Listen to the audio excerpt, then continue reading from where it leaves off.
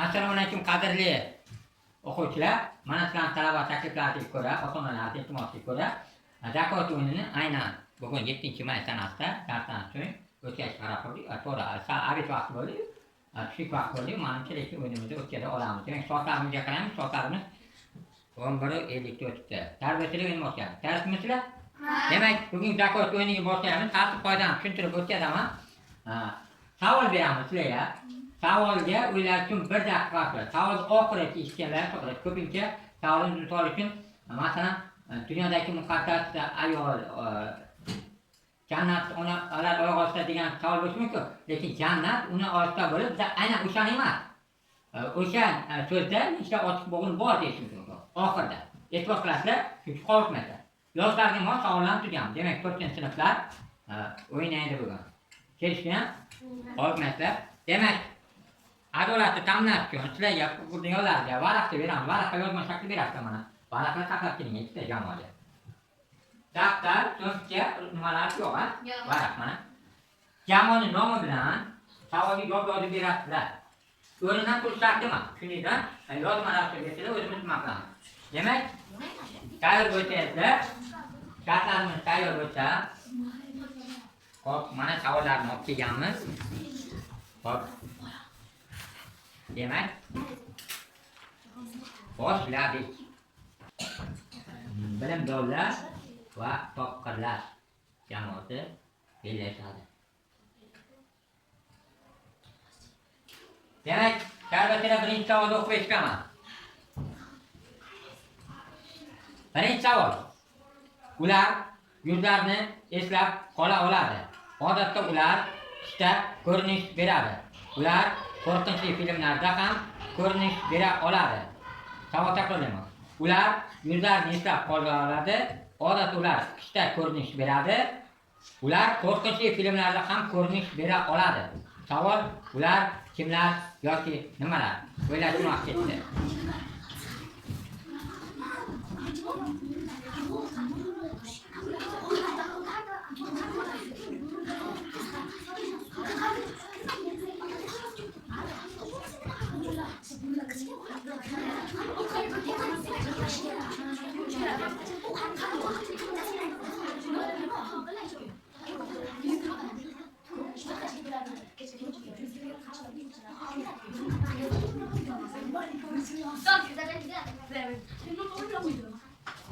Demak, vaqtimiz bor edi, lekin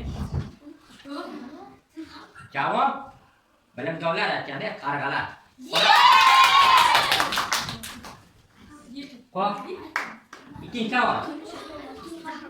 Bilamizki, yaqinda 9-may xotira va qadrlash kuni sifatida nishonlanadi, bilasizlar? Xotira va qadrlash kuni. Lekin aynan shu kun bundan bir necha yil avval boshqa nom bilan nishonlangan. Ya'ni 1999-yilgacha u boshqa nom bilan nishonlangan. 1999-yil 9-maydan yurtimizda asosan xotira va qadrlash kuni edi. Savol, hurmatli bilimdonlar, 1999-yilgacha bu kun 9-may qanday kun sifatida nishonlanan edi? O'ylashga vaqt ketdi.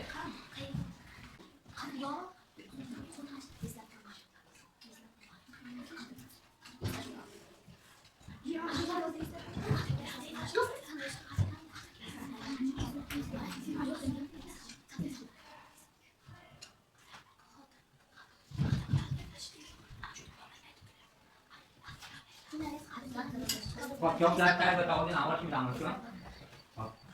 May g'alaba kuni, otalar jangda olib chiqqan kun. Ana o'shan servoda nisbatan. Bu g'alaba kuni edi. 9-may. Ikkinchi jahon urushi tugadi. G'alaba kuni sifatida nishonlanish boshlandi. 1999-yildan boshlab esa xotira va qadrlash kuni deb e'lon qilingan. Demak, javob g'alaba kuni edi.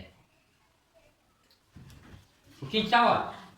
Bu mahsulot ikkinchi non sifatida ham e'tirof etiladi. Uni hatto o'zini qaynatib ham, qovurib ham yesa biladi. Ayniqsa sho'rvada uning o'rni beqiyos. Savol takrorlayman. Bu mahsulot ikkinchi non sifatida ham e'tirof etiladi. Uni hatto o'zini qaynatib ham, qovurib ham yesa biladi. Ayniqsa sho'rvada uning o'rni o'zgacha. Demak, orada ozgina texnik telefonimiz ishlamay qolibdi, lekin bir amallaymiz. Va 7-savol. 7-savol.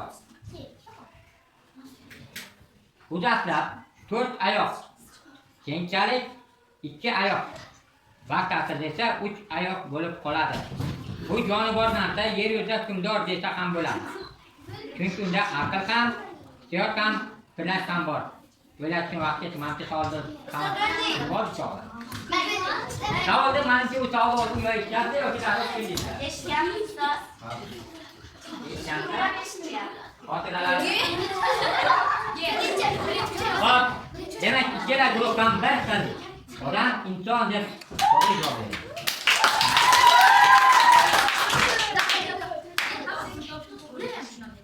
Sakkizinchi savol. U hammaning uyida bor.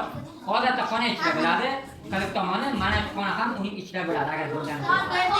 O'ylashga vaqt ketdi.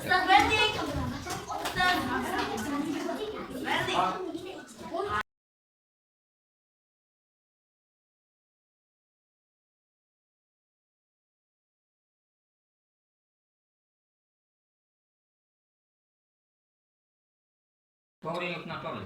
Tushundingmi? Oyna va ko'zgu to'g'ri yo'q. To'g'ri, oyna va ko'z. Ikkalasidan bitta narsa. Xo'p, 9-savol. Bitta varaq 5 yo'q. Bitta varaq bor. Bitta varaqlardan biri. Varaqlar yo'q. Bitta varaq bor. Bitta bor. Yaxshi. Birinchisi yo'q. Xo'p, 9-savol. Shundan keyin savoldan keyin matematik misol ham bor. Xo'p, 9-savol. Qancha sizlar yoshlarga mos savol. U ochko'z birinchi navbatda tog'ora so'raydi. Keyinchalik uy, malika va oxirida hatto tilaklarni bajarayotgan dengizning mitti jonzotini xizmatkor bo'lishini ham xohlab qoladi. Va shu tufayli yana eski holatiga qaytadi. Savol kim yoki nima?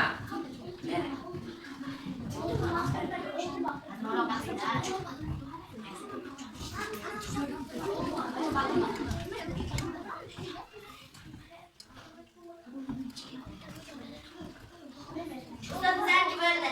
Zangi ham bo'ldi. Bu filmini.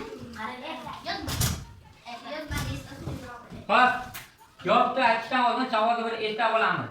Hurmatli bilimdonlar, qanday xor topdilar. Savol qilyaptilar. U ochko'z birinchi navbatda to'g'ri so'radi. Keyinchalik uy malika bo'lishni va oxirida hatto tilaklarni bajarayotgan dengizning mitti jonzotini xizmatkor bo'lishini ham xohlab qoladi. Va shunday eski holatga qaytadi. Kim? Kampir. Oltin baliq. Oltin baliq. Oltin baliq ertakda kampir deydi, lekin sizlar faqat 50 chiqadi. Ya'ni oltin baliq ertakda, lekin kampir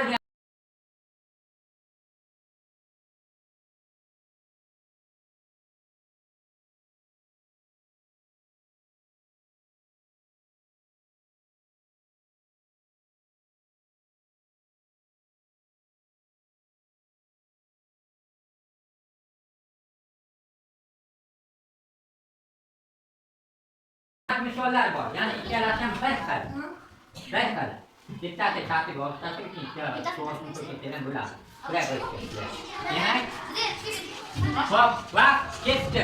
Bular shu matematik misollarni shuni nima qilyapti?